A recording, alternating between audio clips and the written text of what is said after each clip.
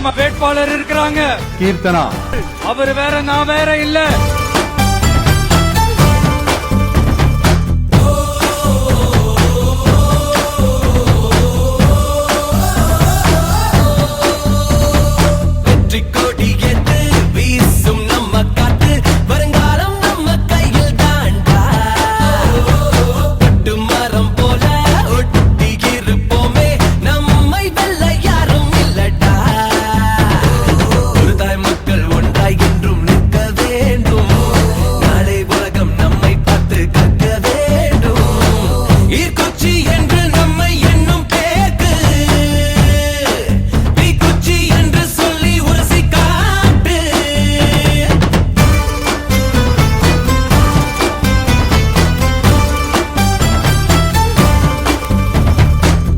கான்பிடென்டா இருங்க சார், நல்லதே நடக்கும் சார்.